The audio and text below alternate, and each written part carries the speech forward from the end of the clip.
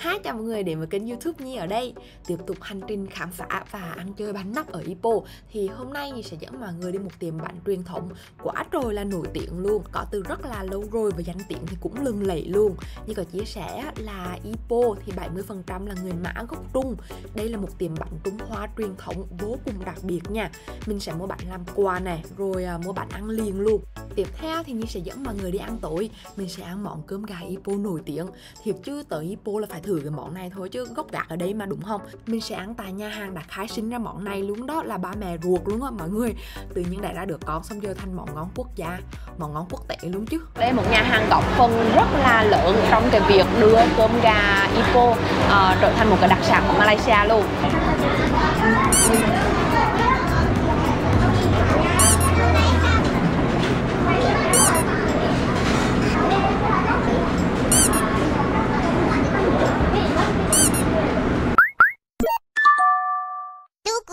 Hello mọi người, Nhi vừa mới đi tới một cái tiệm bánh rất là nổi tiếng ở đây, đó là Lam Phong Biscuit nè.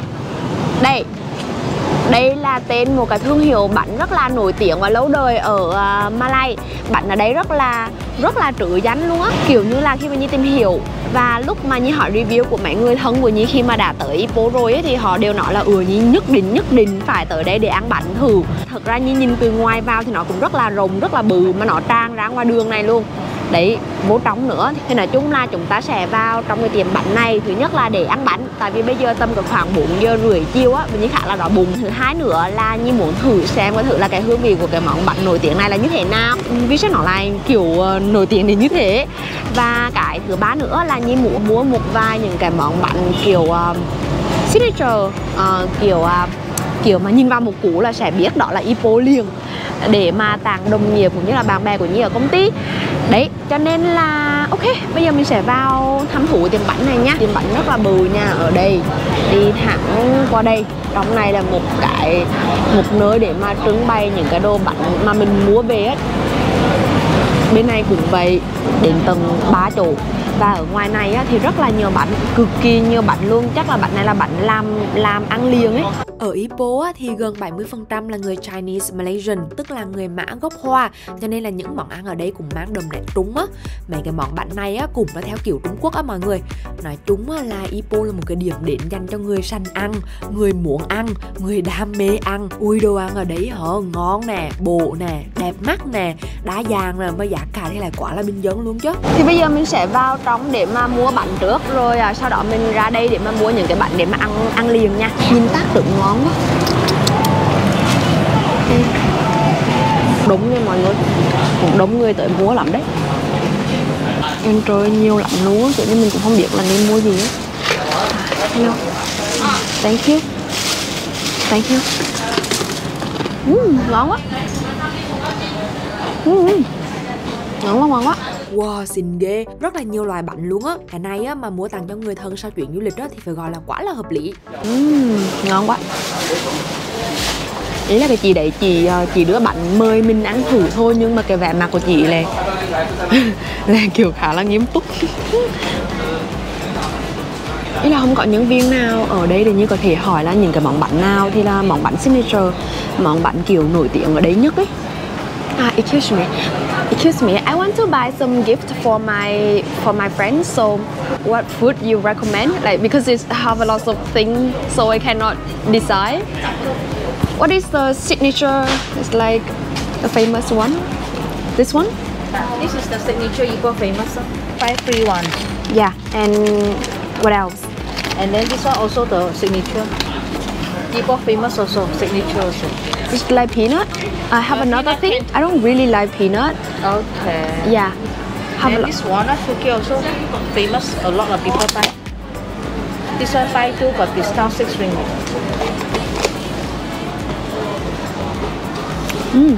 Good. Tụi nó khá là khô ấy mọi người ạ. What else you recommend? This one banana? I think no. Here in something like this one. The bit sweet this one. Yeah, I buy 3 this one. 331. This one also famous, Ipoh famous. Inside is this one, no? Yeah, I think it's enough. Okay. you. Nhi đã mua một đống như này mọi người ạ.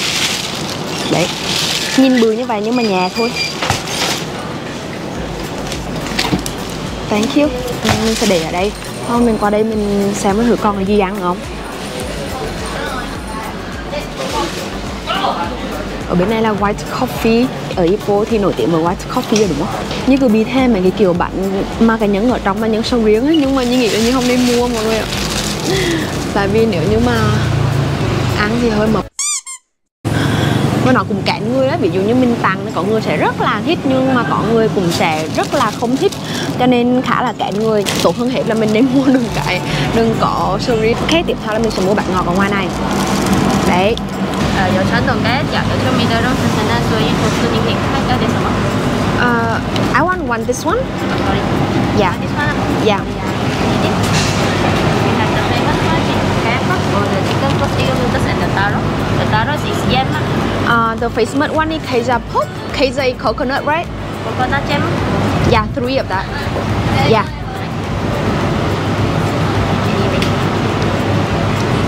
Okay.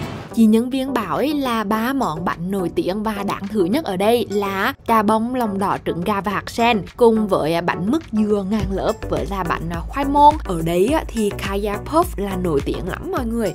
Kaya là dừa, còn Puff là kiểu bánh nhiều lớp á. Tiếng vang lung lẫy của cái bánh này nha, nó không như người Ipoh đâu. Nó là một trong những cái đặc sản của Malaysia đấy. Nó ngon cực luôn, như ăn hoài luôn á.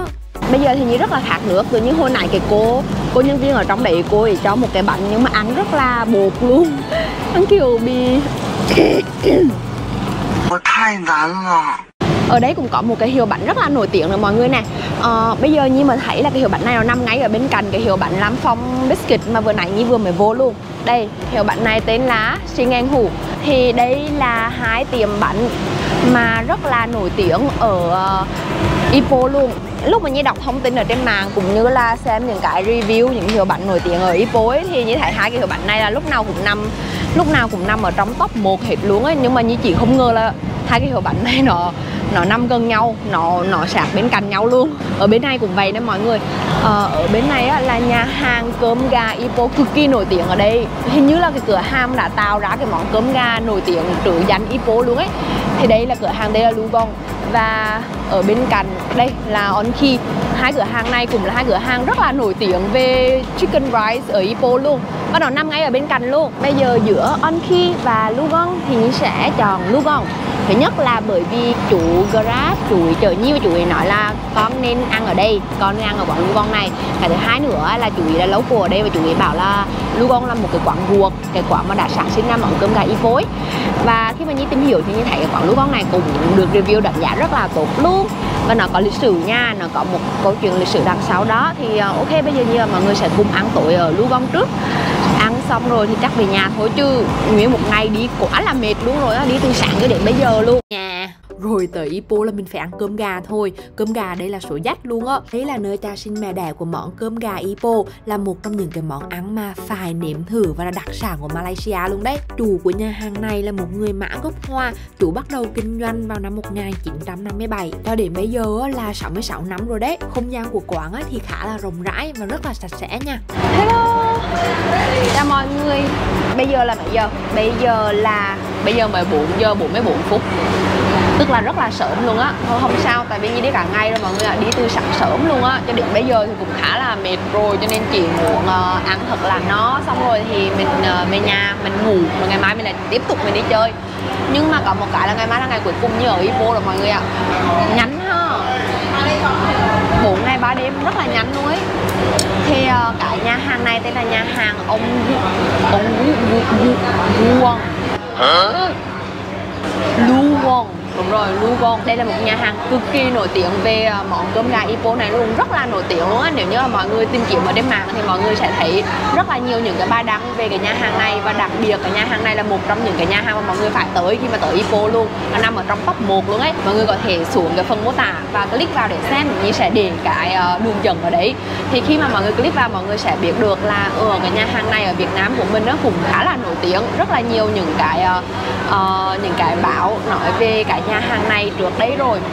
Ông chủ của nhà hàng này á, là người Mã gốc Hoa, tức là người Hoa sống ở Malaysia mọi người. Vào năm 1957 đã kinh doanh món cơm gà này. Lúc đấy á, thì cái nhà hàng này chỉ rất là nhỏ thôi, nó nằm ở ven đường thôi. Nhưng mà sau một khoảng thời gian ngắn thì cái nhà hàng đã rất là nổi tiếng. Sau đó thì khách du lịch ở đây ăn cũng càng ngày càng nhiều, cho nên từ đó nên cái nhà hàng này trở nên rất là nổi tiếng. Đây là một nhà hàng góp phần rất là lớn trong cái việc đưa cơm gà Ipoh trở thành một cái đặc sản của Malaysia luôn. Thì cái món mà Nhi order ngày hôm nay là 3 món, và 3 món này là 3 món signature nhất của quán luôn. Đầu tiên là gà, tất nhiên rồi. Đấy là Nhi kéo phần single, tức là phần dành cho một người để mọi người ạ. Phần dành cho một người mà để nguyên một đống vậy thì ai ăn cho nổi. Cùng chất lượng đấy, nhìn đẹp hả.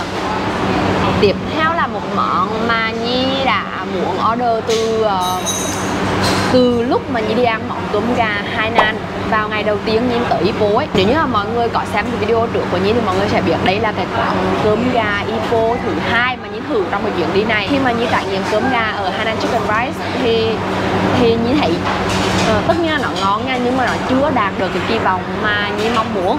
Cho nên là Nhi đã tới đây là cái nhà hàng nổi tiếng nhất, cái nhà hàng đời đầu nhất, cái nhà hàng mà người địa phương đã recommend cho Nhi. Và ngày hôm nay Nhi tới sớm cho nên là món giá xào vẫn còn. Nhi đã order một dĩa giá xào. Thì dĩa giá xào này là dành cho một người đấy, nhưng mà cũng rất là nhiều nha, nhiều lắm. Nhi rất là kiểu băn khoăn ấy, vì sao mà một món chỉ đơn giản là giá và tiêu và nước sốt mà lại nổi tiếng, mà lại kiểu nhiều người thích lắm luôn. Xem có thử là món giá xào ở đây nó khác gì, nó đặc biệt ở chỗ nào. Tiếp theo là một món cùng thơm quá. Đây là canh với chả cá. Khi mọi người tới Ipoh mọi người sẽ thấy là chả cá rất là nhiều ở Ipoh luôn, và cục chả cá nó không có giống như chả cá viên ở Việt Nam mình nhỏ đâu. Cục chả cá ở đây là phải bự chừng này nè mọi người. Món nước mà Nhi order đây là herbal tea, là trà thảo mộc. Thường trà thảo mộc thì cái màu của nó sẽ kiểu nâu nha, nhưng mà không, trà thảo mộc ở đây là kiểu vàng giống như là trà hoa cúc vậy á. Trời, phần một người Nhi mang hết chừng nấy hả? Sau chuyện Ipoh thành heo nải chắc luôn. Mọi người để ý là Nhi không có thiếu cơm không? Tại vì Nhi đã ăn cơm rất là nhiều luôn rồi á. Nhi ăn cơm thì Nhi bị ế bụng á, Nhi bị kiểu đầy bụng á, Nhi khó chịu lắm. Cho nên là ngày hôm nay Nhi không ăn cơm nữa. Miệng thịt gà nè, mềm lắm luôn á.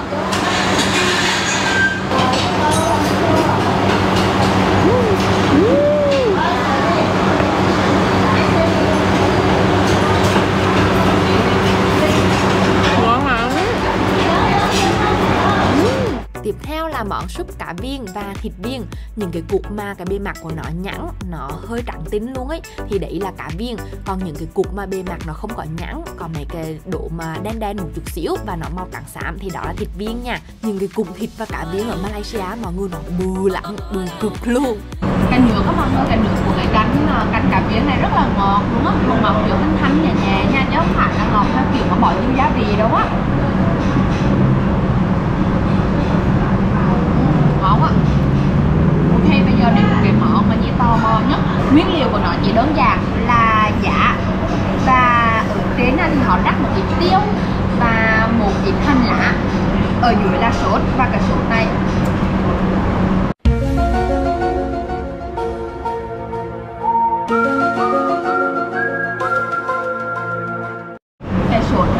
không phải là nước tương, cũng không phải là nước mắm, và cũng không phải là dầu hào nhá. Ủa? Nhi nghĩ là Nhi không thể hình dung ra được cái nước sốt này làm từ cái gì nữa mọi người ạ. Sao để Nhi có thể miêu tả về cái vị của cái sốt này ta?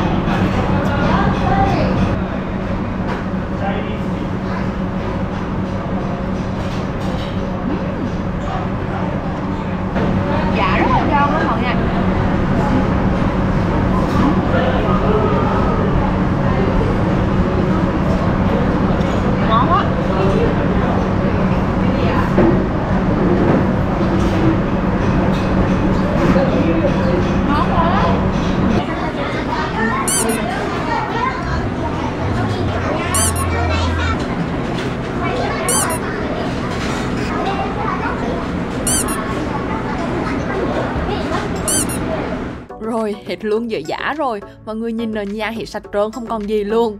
Nhi thật sự không có bất cứ một cái từ ngữ nào có thể miêu tả được một cách chính xác cái hương vị của món này hết á mọi người. Nó y chang giống như giá mọi người xào lên nè, nhưng mà nó kỳ lắm, nó rất là ngon luôn. Giá rất là giòn và cái sốt ấy thì rất là đậm đà, rất là hợp luôn. Nè, lúc mà Nhi ăn xong á là tầm 6 giờ chiều, đông nghịt người luôn á. Không chỉ khách du lịch tới đây đâu nha, rất là nhiều người địa phương, người dân ở Ipoh luôn ấy, họ tới đây để họ ăn uống. Giống như là chủ Grab mà đã chở Nhi á, chủ recommend được quán này và chủ ấy bảo là chủ ấy rất là thường xuyên đến quán này để ăn luôn. Đây là menu của quán nha. So với cái đồ ngon của món ăn, đồ nhiều của món ăn và đồ rùng beng của cái danh tiếng của cái nhà hàng này thì Nhi nghĩ cái giá cả này rất là phải chăng luôn ấy. Nếu như có dịp tới Ipoh thì nhớ thử nha. Cảm ơn mọi người đã xem video, nhớ bấm đăng ký kênh để ủng hộ Nhi nha. Nếu như mọi người chưa xem video khám phá lâu đài Kali Castle, một lâu đài rất là tâm linh, rất là rùng rợn, một trong những tòa lâu đài đáng sợ nổi tiếng luôn á, thì click vào video này để cùng đi chơi với Nhi nha. Bye bye.